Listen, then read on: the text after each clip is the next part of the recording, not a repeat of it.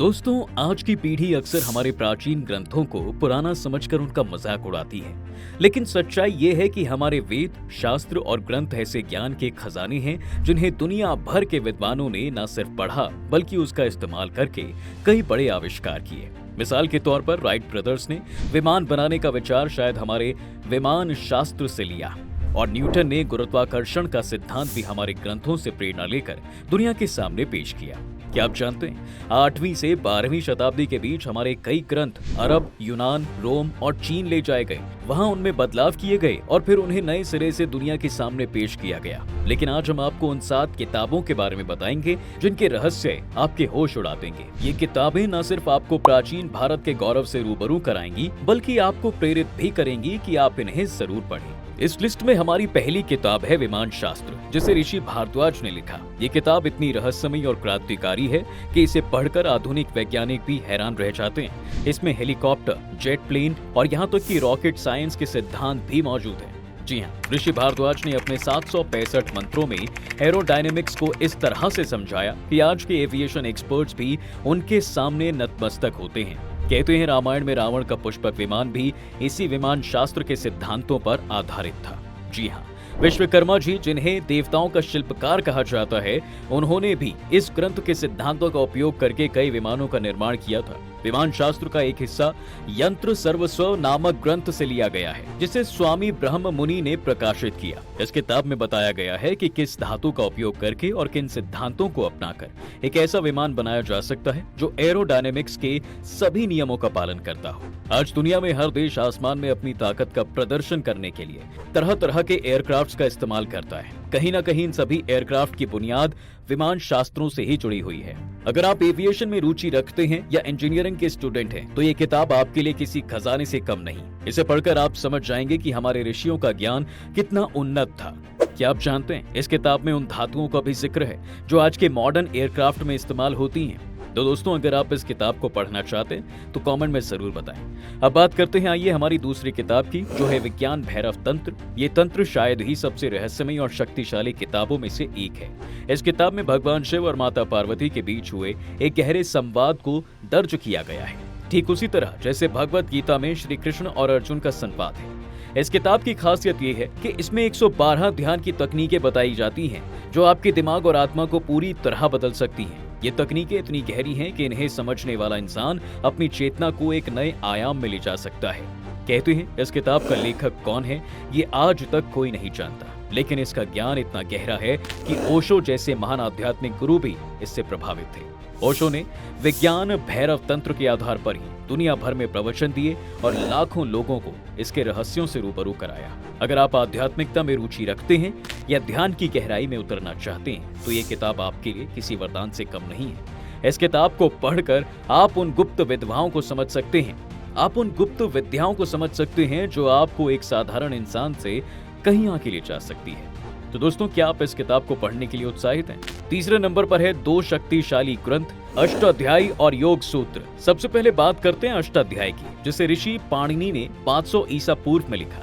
ये दुनिया का पहला ग्रामर ग्रंथ है जिसमें 3996 सूत्रों के जरिए भाषा के नियमों को इतनी खूबसूरती से समझाया गया है कि आज भी इसका कोई मुकाबला नहीं। इस ग्रंथ ने न सिर्फ संस्कृत भाषा को व्यवस्थित किया बल्कि दुनिया की हर भाषा पर इसका गहरा प्रभाव पड़ा। क्या आप जानते हैं आधुनिक लिंग्विस्टिक्स के कई सिद्धांत अष्टाध्यायी से ही प्रेरित हैं। इस किताब को पढ़ने के बाद आपकी भाषा और तर्क शक्ति इतनी तेज हो जाएगी कि आप हर किसी को हैरान कर देंगे। अब बात करते हैं योग सूत्र की, जिसे ऋषि पतंजलि ने लिखा। इस ग्रंथ में अष्टांग योग का ऐसा ज्ञान है दोस्तों, जो आपको शारीरिक, मानसिक और आध्यात्मिक रूप से सुपर ह्यूमन बना सकता है। इसमें योग के 8 अंगों यम, नियम, आसन, प्राणायाम, प्रत्याहार, धारणा, ध्यान और समाधि, इनका विस्तार से वर्णन है। इन दोनों ग्रंथों को पढ़ने के बाद आपकी सोच और व्यक्तित्व पूरी तरह बदल जाएगा। आप अपने अंदर एक ऐसी ऊर्जा महसूस करेंगे जो आपको हर चुनौती से पार पाने की ताकत देगी। अगर आप अपने जीवन में अनुशासन और शक्ति चाहते हैं तो ये दोनों किताबें जरूर पढ़ें। चौथे नंबर पर है उपनिषद, जिन्हें वेदों का सार या निचोड़ कहा जाता है। ये 108 से ज्यादा ग्रंथ ऐसे गहरे दार्शनिक और आध्यात्मिक रहस्यों से भरे हैं जो आपके जीवन को देखने का नजरिया हमेशा के लिए बदल देंगे। उपनिषदों में ऐसी कहानियां और शिक्षाएं हैं जो आपको ये सोचने पर मजबूर कर देंगी कि मैं कौन हूँ और जीवन का असली उद्देश्य क्या है। इन ग्रंथों में आत्मा, ब्रह्मांड और मोक्ष के बारे में इतनी गहरी बातें लिखी गई हैं कि इन्हें पढ़कर आपका दिमाग एक नए आयाम में पहुंच जाएगा। कई आधुनिक लेखकों ने उपनिषदों की कहानियों को अपने तरीके से पेश किया है, जिन्हें आप आसानी से ऑनलाइन या बुक स्टोर्स में खरीद सकते हैं। अगर आप अपने जीवन में सच्चाई और ज्ञान की तलाश में हैं, तो उपनिषद आपके लिए एक अनमोल तोहफा है। 5वें नंबर पर है सामुद्रिक शास्त्र, जो आपके शरीर, चेहरे और हाव भाव को पढ़कर आपके व्यक्तित्व और भविष्य का खुलासा करता है। ये शास्त्र वैदिक काल से चला आ रहा है और इसका जिक्र गरुड़ पुराण, रामायण, महाभारत और यहाँ तक कि जैन और बौद्ध ग्रंथों में भी मिलता है। कहते हैं इस शास्त्र की शुरुआत ऋषि समुद्र ने की थी और इसी वजह से इसका नाम सामुद्रिक शास्त्र पड़ा। इसकी खासियत ये है कि ये हस्तरेखा, ज्योतिष और बॉडी लैंग्वेज को मिलाकर किसी भी इंसान के बारे में सटीक भविष्यवाणी कर सकता है। क्या आप जानते हैं ये ज्ञान ग्रीस, रोम और चीन तक पहुंचा और वहां के विद्वानों ने इसे अपने अपने छात्रों को पढ़ाया। अगर आप ज्योतिष या हस्तरेखा में रुचि रखते हैं तो ये किताब आपके लिए किसी जादुई चिराग से कम नहीं होने वाली। इसे पढ़कर आप न सिर्फ दूसरों को समझ सकेंगे बल्कि अपने भविष्य को भी बेहतर बना सकेंगे। 6 नंबर पर है रस रत्नाकर और रसेंद्र मंगल, जिन्हें महान रसायन शास्त्री नागार्जुन ने लिखा। ये दोनों किताबें रसायन शास्त्र यानी केमिस्ट्री की ऐसी गहरी जानकारी देती हैं जो आज भी वैज्ञानिकों को हैरान करती हैं। रस रत्नाकर में पारे, मरकरी को शुद्ध करने, सोना, चांदी, तांबा और टीन जैसी धातुओं को निकालने और उन्हें परिष्कृत करने के तरीके भी बताए गए हैं। लेकिन सबसे चौंकाने वाली बात तो ये है कि इस किताब में सोना बनाने की पूरी विधि का जिक्र है। जी हाँ, नागार्जुन ने बताया कि कैसे दूसरी धातुओं को केमिकल प्रक्रियाओं से सोने जैसी चमक दी जा सकती है।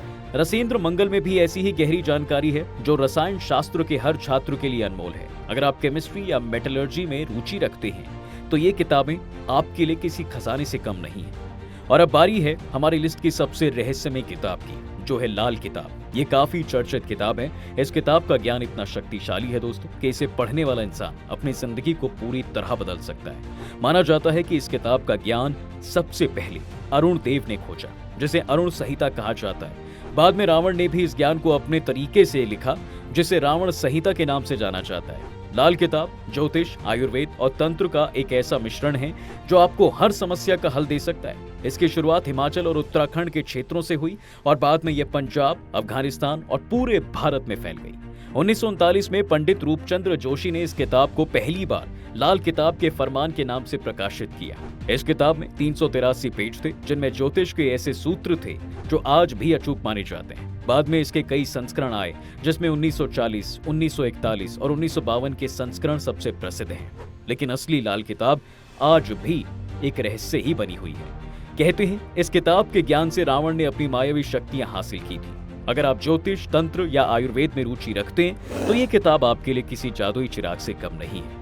तो दोस्तों, ये थी भारत की 7 सबसे रहस्यमय किताबें, जिन्होंने न सिर्फ हमारे इतिहास को गौरवशाली बनाया बल्कि दुनिया को भी ज्ञान का प्रकाश दिया। इन किताबों को पढ़कर आप न सिर्फ अपने अंदर एक नई ऊर्जा महसूस करेंगे बल्कि अपने देश के गौरवशाली अतीत पर भी गर्व करेंगे। आपको इनमें से किस किताब के बारे में जानना रोमांचक लगा?